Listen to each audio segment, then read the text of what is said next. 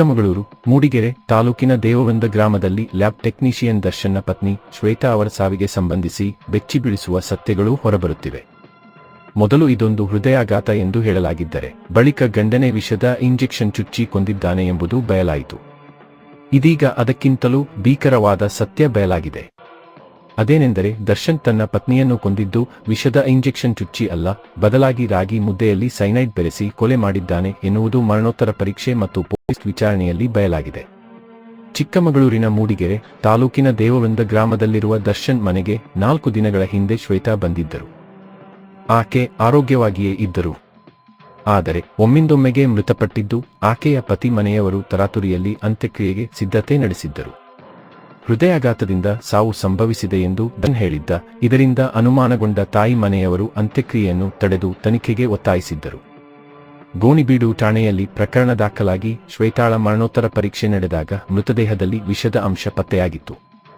ಹೀಗಾಗಿ ಇದು ಇಂಜೆಕ್ಷನ್ ಮೂಲಕ ವಿಷ ನೀಡಿ ಮಾಡಿದ ಕೊಲೆ ಎನ್ನುವುದು ಮೊದಲ ನೋಟಕ್ಕೆ ಬಯಲಾಗಿತ್ತು. ಆದರೆ ಪೊಲೀಸರ ವಿಚಾರಣೆಯ ವೇಳೆ ಕಂಡುಬಂದ ಸತ್ಯವೇ ಬೇರೆ. ದರ್ಶನ್ ಮತ್ತು ಶ್ವೇತಾ ಕಾಲೇಜು ದಿನಗಳಿಂದಲೇ ಪ್ರೀತಿಸುತ್ತಿದ್ದರು.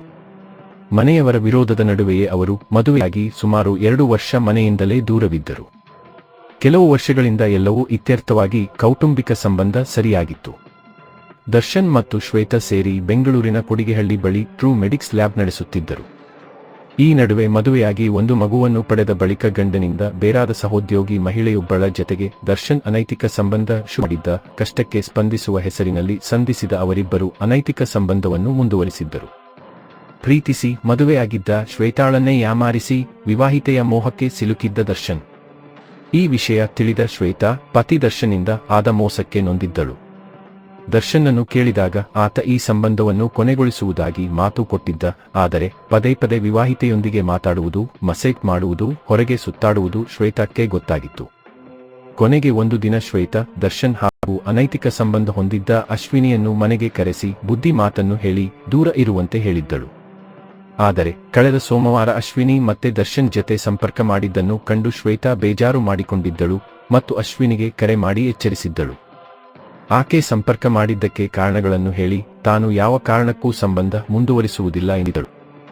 ಆದರೆ ಅದೇ ರಾತ್ರಿ ಇಲ್ಲಿ ದೇವವೃಂದ ಗ್ರಾಮದಲ್ಲಿ ದರ್ಶನ್ ತನ್ನ ಪತ್ನಿಯ ಕೊಲೆಗೆ ಸ್ಕೆಚ್ ಹಾಕಿದ್ದ. ಅಕ್ರಮ ಸಂಬಂಧದ ಹೆಸರಿನಲ್ಲಿ ತನ್ನ ಮಾನ ತೆಗೆದಿದ್ದಾಳೆ ಎಂಬ ಸಿಟ್ಟು, ಗೆಳತಿಯನ್ನು ದೂರ ಮಾಡಿದ ಆಕ್ರೋಶದಲ್ಲಿದ್ದ ಆತ ಊರಿನ ಮನೆಯಲ್ಲೇ ಕೊಲೆ ಮಾಡಲು ಪ್ಲಾನ್ ಮಾಡಿದ್ದ. ಅವನ ಪ್ಲಾನ್ನಂತೆಯೇ ಶ್ವೇತಾ ಮಂಗಳವಾರ ಬೆಳಗ್ಗೆ ಸತ್ತು ಬಿದ್ದಿದ್ದಳು. ಬೆಳಗ್ಗೆ ಎದ್ದವನೇ ಅಯ್ಯೋ ಶ್ವೇತಾಳಿಗೆ ಹೃದಯಾಘಾತವಾಗಿದೆ ಎಂದು ನಾಟಕವಾಡಿದ. ಶ್ವೇತಾಳ ಮನೆಯವರಿಗೂ ಕರೆ ಮಾಡಿ ತಿಳಿಸಿದ. ಅವರೆಲ್ಲರೂ ಬಂದು ನೋಡಿದಾಗ ಅಷ್ಟು ಹೊತ್ತಿಗೆ ಅಂತ್ಯಕ್ರಿಯೆ ಎಲ್ಲ ಸಿದ್ಧತೆಗಳು ನಡೆದಿದ್ದವು. ಅಲ್ಲಿ ದರ್ಶನ್ನ ಅವಸರ ಮತ್ತು ಸಂಶಯಾಸ್ಪದ ನಡೆ ತಾಯಿ ಮನೆಯವರಿಗೆ ಸಂಶಯ ಮೂಡಿಸಿತು. ಅವರು ಇದರ ಬಗ್ಗೆ ತನಿಖೆಯಾಗಿ ನಂತರ ಅಂತ್ಯಕ್ರಿಯೆ ನಡೆಸೋಣ ಎಂದು ಹೇಳಿದರು. ಹಾಗೆ ಪೊಲೀಸ್ ಠಾಣೆಗೆ ದೂರು ನೀಡಲಾಯಿತು. ಮರಣೋತ್ತರ ಪರೀಕ್ಷೆ ವೇಳೆ ಸಾವು ಸಂಭವಿಸಿದ್ದು ಹೃದಯಾಘಾತದಿಂದಲ್ಲ, ವಿಷದಿಂದ ಎನ್ನುವುದು ಗೊತ್ತಾಯಿತು. ಇದರೊಂದಿಗೆ ದರ್ಶನ್ ಕೊಲೆ ಮಾಡಿದ್ದಕ್ಕೆ ಮೊದಲ ಸಾಕ್ಷ್ಯ ಸಿಕ್ಕಿತ್ತು. ಅನೈತಿಕ ಸಂಬಂಧಕ್ಕೆ ಅಡ್ಡಲಾಗಿದ್ದ ಹೆಂಡತಿಯನ್ನು ಕೊಲ್ಲಬೇಕು ಎಂದು ಮೊದಲೇ ಪ್ಲಾನ್ ಮಾಡಿಕೊಂಡಿದ್ದ ದರ್ಶನ್ ಸೋಮವಾರ ರಾತ್ರಿ ಊಟದಲ್ಲಿ ಸೈನೈಡ್ ಬೆರೆಸಿದ್ದ. ರಾತ್ರಿಯೇ ಶ್ವೇತಾ ಸಾವನ್ನಪ್ಪಿದ್ದಳು. ಆದರೆ ಸಾವು ಹೇಗೆ ಸಂಭವಿಸಿತು ಎಂದು ಯಾರಾದರೂ ಕೇಳಿದರೆ ಉತ್ತರ ಬೇಕಲ್ಲ ಎಂದು ಭಾವಿಸಿದ ಆತ ಕೈಗೆ ಸಿರಿಂಜ್ನಿಂದ ಇಂಜೆಕ್ಷನ್ ಚುಚ್ಚಿದ. ಸಿರಿಂಜ್ನಿಂದ ಇಂಜೆಕ್ಟ್ ಮಾಡಿ ಆತ್ಮಹತ್ಯೆ ಎಂದು ಬಿಂಬಿಸಲು ಪ್ಲಾನ್ ಮಾಡಿದ. ಆದರೆ ಬೆಳಗಾಗುವ ಹೊತ್ತಿಗೆ ಏನೋ ಪ್ಲಾನ್ ಉಲ್ಟಾ ಆಗಿಬಿಟ್ಟರೆ ಎಂದು ಹಾರ್ಟ್ ಅಟ್ಯಾಕ್ ಎಂದು ನಾಟಕ ಮಾಡಿದ್ದ. ಆದರೆ ತವರು ಮನೆಯವರಿಗೆ ಸಂಶಯ ಬಂದು ಪ್ರಕರಣ ಹೊರತಿರುವು ಪಡೆಯಿತು.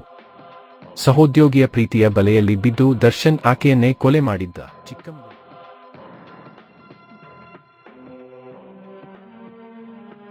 ಕನ್ನಡದ ನಂದಿನಿ ಧಾರಾವಾಹಿಯಲ್ಲಿ ನಾಯಕ ನಟನಾಗಿ ಜನಪ್ರಿಯತೆ ಪಡೆದಿದ್ದ ರಾಹುಲ್ ರವಿ ವಿರುದ್ಧ ಚೆನ್ನೈ ಪೊಲೀಸರು ಬಂಧನ ವಾರೆಂಟ್ ಹೊರಡಿಸಿದ್ದಾರೆ.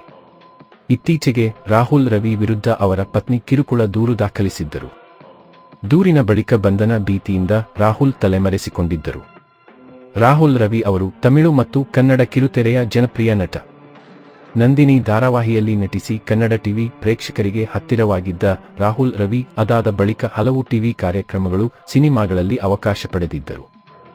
ಇವರು 2020ರಲ್ಲಿ ಲಕ್ಷ್ಮಿಯನ್ನು ಮದುವೆಯಾಗಿದ್ದರು. ಕೆಲವು ದಿನಗಳ ಹಿಂದೆ ಲಕ್ಷ್ಮಿ ಅವರು ರಾಹುಲ್ ವಿರುದ್ಧ ಚೆನ್ನೈ ಪೊಲೀಸರಿಗೆ ಕಿರುಕುಳದ ದೂರು ನೀಡಿದ್ದರು. ಲಕ್ಷ್ಮಿ ಅವರನ್ನು ವಿವಾಹವಾದ 3 ವರ್ಷಗಳಲ್ಲಿ ಇವರಿಬ್ಬರ ನಡುವೆ ಜಗಳ ಆರಂಭವಾಗಿತ್ತು. ರಾಹುಲ್ ರವಿ ಅವರು ಅಕ್ರಮ ಸಂಬಂಧ ಹೊಂದಿದ್ದಾರೆ. ಇದೇ ಕಾರಣಕ್ಕೆ ಇವರಿಬ್ಬರ ನಡುವೆ ಜಗಳವಾಗಿದೆ ಎಂದು ವರದಿಗಳು ತಿಳಿಸಿವೆ. ರಾಹುಲ್ ರವಿ ಅವರು ಮದುವೆಯಾದ ಬಳಿಕವೂ ಬೇರೆ ಯುವತಿ ಜತೆ ಆತ್ಮೀಯತೆ ಸಂಬಂಧ ಹೊಂದಿದ್ದರು ಎಂದು ಪತ್ನಿ ಆರೋಪಿಸಿದ್ದರು. ತನ್ನ ಪತಿಗೆ ಬೇರೆ ಯುವತಿ ಜತೆ ಸಂಬಂಧ ಇರುವ ವಿಚಾರ ತಿಳಿದ ಬಳಿಕ ಲಕ್ಷ್ಮಿ ಅವರು ನೇರವಾಗಿ ಪೊಲೀಸರ ಜತೆ ಯುವತಿ ಇರುವ ಅಪಾರ್ಟ್ಮೆಂಟ್ಗೆ ಮಧ್ಯರಾತ್ರಿ ಹೋಗಿದ್ದರು. ಈ ಸಂದರ್ಭದಲ್ಲಿ ತನ್ನ ಪತಿ ಬೇರೊಬ್ಬ ಯುವತಿ ಜತೆ ಬೆಡ್ರೂಮ್ನಲ್ಲಿರುವುದನ್ನು ತಿಳಿದುಬಂದಿತ್ತು. ನಂದಿನಿ ಧಾರಾವಾಹಿ ನಟನ ವಿರುದ್ಧ ಲಕ್ಷ್ಮಿ ಪೊಲೀಸ್ ಠಾಣೆಯಲ್ಲಿ ದೂರು ದಾಖಲಿಸಿದ್ದರು. ತನ್ನ ಪತ್ನಿಗೆ ಮಾನಸಿಕ ಆರೋಗ್ಯ ಸರಿಯಿಲ್ಲ, ಆಕೆ ಮೆಂಟಲ್ ಎಂದೆಲ್ಲ ರಾಹುಲ್ ರವಿ ಅವರು ಕೋರ್ಟ್ನಲ್ಲಿ ವಾದಿಸಿದ್ದರು. ಆದರೆ ಅವರ ಆರೋಪವನ್ನು ಮದ್ರಾಸ್ ಹೈಕೋರ್ಟ್ ತಳ್ಳಿ ಹಾಕಿತ್ತು. ಅವರ ಜಾಮೀನು ಅರ್ಜಿ ತಿರಸ್ಕರಿಸಲಾಗಿತ್ತು. ಇದೀಗ ರಾಹುಲ್ ರವಿ ವಿರುದ್ಧ ಅರೆಸ್ಟ್ ವಾರೆಂಟ್ ಹೊರಡಿಸಲಾಗಿದೆ. ರಾಹುಲ್ ರವಿ ಅವರು ಕನ್ನಡ ಟಿವಿ ವೀಕ್ಷಕರಿಗೆ ನಂದಿನಿ ಧಾರಾವಾಹಿ ಮೂಲಕ ಚಿರಪರಿಚಿತರು. ನಂದಿನಿ ಧಾರಾವಾಹಿ ಕನ್ನಡ ಮತ್ತು ತಮಿಳು ಭಾಷೆಯಲ್ಲಿ ಪ್ರಸಾರವಾಗುತ್ತಿತ್ತು. ಮಾಡೆಲ್ ಆಗಿಯೂ ರಾಹುಲ್ ಜನಪ್ರಿಯತೆ ಪಡೆದಿದ್ದರು.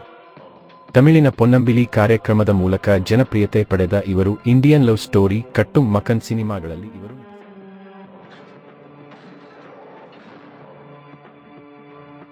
ಅಂದು ಬೆಳಗ್ಗೆ 10:45ಕ್ಕೆ ಅಪಾರ್ಟ್ಮೆಂಟ್ನಿಂದ ಬೈಕ್ನಲ್ಲಿ ಈರಣ್ಣಗೌಡ ಹೊರಟಿದ್ದರು. ಈ ಸಮಯಕ್ಕೆ ಕಾದು ಕುಳಿತಿದ್ದ ಅವ್ವಣ್ಣ ನಾಯ್ಕೋಡಿ, ಮಲ್ಲಿನಾ ನಾಯ್ಕೋಡಿ ಮತ್ತು ಬಾಗೇಶ್ ನಾಯ್ಕೋಡಿ ಮಾರಕಾಸ್ತ್ರಗಳ ಸಮೇತ ಅಡ್ಡಗಟ್ಟಿದ್ದಾರೆ. ತಕ್ಷಣ ಅವರಿಂದ ಬಚಾವಾಗಲು ಅಪಾರ್ಟ್ಮೆಂಟ್ ಪಾರ್ಕಿಂಗ್ಗೆ ಓಡಿ ಬಂದಿದ್ದಾನೆ. ಈರಣ್ಣಗೌಡ ರಿವಾಲ್ವರ್ ತೆಗೆಯುವ ವೇಳೆಗೆ ಹಂತಕರು ಸೇರಿಕೊಂಡು ಕೊಚ್ಚಿ ಕೊಲೆ ಮಾಡಿದ್ದಾರೆ.